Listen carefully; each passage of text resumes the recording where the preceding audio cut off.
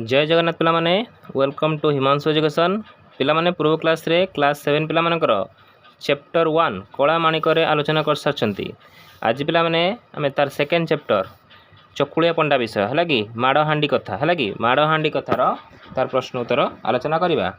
चलो पिला माने डेरी न करके वीडियो स्टार्ट करवा। तेबे एक नंबर पिला माने कहिछि चकुलिया पंडा जो पोखरी पाखरे पहुँचला से पोखरी किपरि थिला। पिला माने उत्तर लिख पोखरी रे कला भंवर भली पानी थिला। 2 नंबर कहला चोर को मान करी खपरारे खाइबार अर्थ कौन ना अन्य उपर रागी निजर क्षति करवा है। 3 नंबर कही गंगा माता उड़ीगला चढ़ई पेट कथा जानीपारती एठी लोकवाणीर अर्थ कौन अन्यर मन कथा बुझा। 4 नंबर कहला चकुलिया पंडा चरित्र माध्यम लेखक केउं नीति शिक्षा देउछंती ना अलसुआ सबले दुख पाई थाए बुझला। तापर कहला धाड़ी गुड़िक आलोचना एपाणी को देखला कहीं ता मनरे भारी लोभ होला जीवन विकल रे पानी को पहाच उपरे लथकिनी बसीगला। एठी कही पिला माने जो पाठर किसी धाड़ी चयन कराई यह को ध्यान दे पढ़ दल रे विचार करी किछि लेख कौन लिखब ना भोकर थिबा ब्राह्मणटी पोखरी थिबा एते परिष्कार पानी देखिबारु ता मनरे लोभ होला जे से जाई से पानी को पीब। तेणु से पोखरी कूल थिबा पहाच निकट को जाई सेठारे कचाड़ी हैला परी जाई बसी पड़ला है कि गंगा माता तो उड़ीगला चढ़ईर पेट कथा जानती। यार अर्थ पिला माने कौन ना गंगा माता देवी होइथिबारु से अन्यर मन कथा जानी पारंती। तापरे स्तंभ मिलन देइछि पिला माने राति रे सोइला बेले बुढ़ी पुओ को बुद्धि बताइला एटा कौन माँ पुओ को राति रे शिखाई देला। बड़ी झपटी उठिबा माने भोर सकाळ उठिबा खुआ मुंडिया रे 2 गोइठा माने हाथ पाख पिठी को 2 हाथ देबा पलम को नहीं हांडी घोड़ाई देबा ना हांडी मोरू ढांकुणी ढांकी देबा। बुझा पड़ा पिला माने तापर चिंता करी विचार करी उत्तर दियो कहिछि। फास्ट क्वेश्चन पिला माने कहला चकुलिया पंडा किपरि पेट बसुला ना भिक्क मागी पेट बसुला पिला माने लिखिबो। चकुलिया ख नंबर कहला चकुलिया पंडा कांदी बोबई पके आसला कहीं ना चकुलिया पंडाटी भिक्क मागिबा को जाउथला बेले गाँर पिला सब मिसी ताकू ढेला बोलुओ पकईबारु से कांदी कांदी पळे आसिला। गंगा माता केउठारे रहउथिले ना पद्म पोखरी रहउथिले।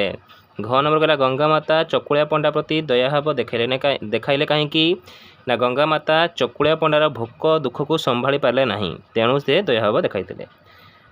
9 नंबर चकुलिया पंडा हांडी रे कौन देखिला ना चकुलिया पंडा जो द्रव्य नाम उच्चारण करी मिछिमिछिका खाइबार अभिनय करी पानी पिउथला हांडी रे से सब द्रव्य देखिला।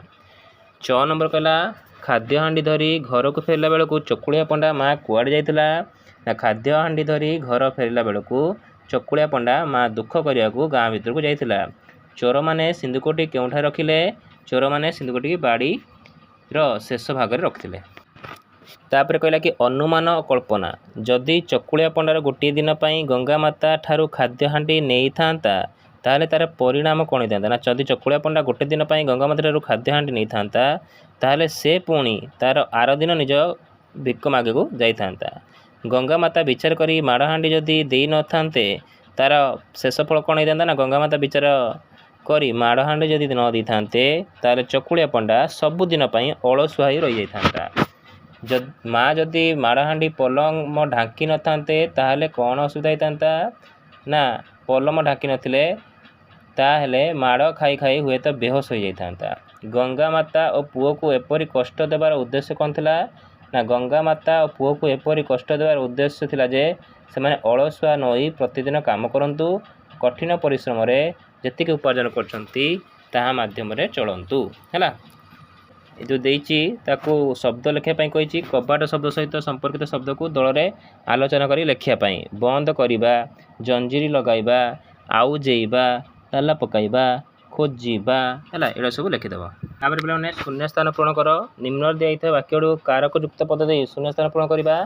से डैश गंगा माता थांती पद्म पोखरी रे एक चकुलिया डैश सीना भोक विकर एमती होची पंडाटी काले हांडी डैश माड़ बाहरला भली सिंधुकरे ना पुणी किछि बाहरे रु है हांडी रु लिख डैश हवा क्यों दरब अपूर्व देव तांकु है।